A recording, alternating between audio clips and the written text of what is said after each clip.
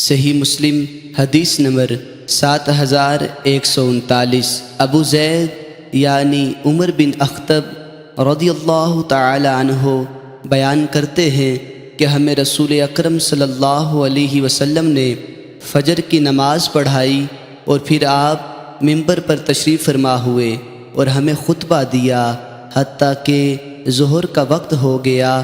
آپ نے اتر کر نماز پڑھی، پھر ممبر پر تشریف لے گئے اور ہمیں خطبہ دیا حتیٰ کہ عصر کا وقت ہو گیا، پھر اتر کر نماز ادا کی، پھر ممبر پر تشریف لے گئے اور ہمیں خطبہ دیا حتیٰ کہ سورج غروب ہو گیا۔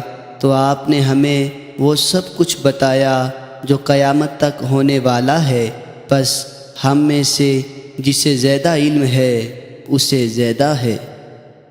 صحیح مسلم حدیث نمبر 7140۔ حضرت حذیفہ رضی اللہ تعالی عنہ سے مروی ہے، فرماتے ہیں ہم حضرت عمر فاروق رضی اللہ تعالی عنہ کے پاس تھے تو انہوں نے فرمایا تم میں سے کسی کو رسول اکرم صلی اللہ علیہ وسلم کی فتنہ کے بارے میں حدیث بعینہ یاد ہے؟ حضرت حذیفہ فرماتے ہیں میں نے کہا مجھے یاد ہے۔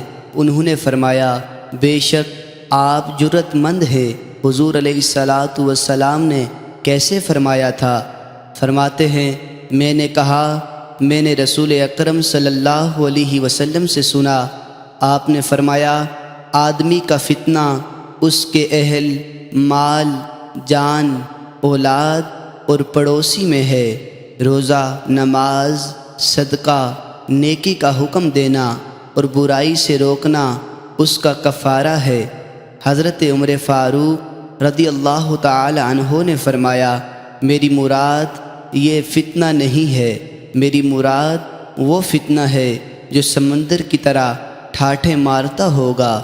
حضرت حذیفہ رضی اللہ تعالی عنہ فرماتے ہیں میں نے کہا آپ کو اس سے کیا واسطہ اے امیر المؤمنین؟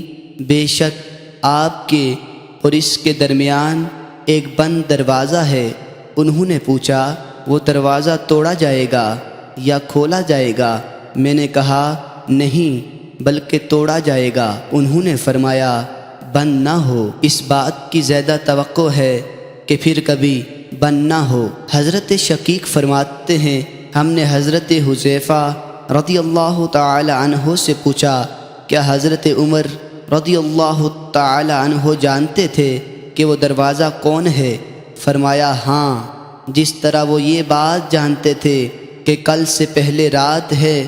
میں نے ان سے یہ حدیث بیان کی جس میں کوئی مغالطہ نہیں ہے، بجاوت نہیں۔ حضرت شقیق فرماتے ہیں ہمیں حذیفہ رضی اللہ تعالی عنہ سے پوچھتے ہوئے ڈر لگا تو ہم نے حضرت مسروق رضی اللہ تعالی عنہ سے کہا آپ ان سے پوچھیں۔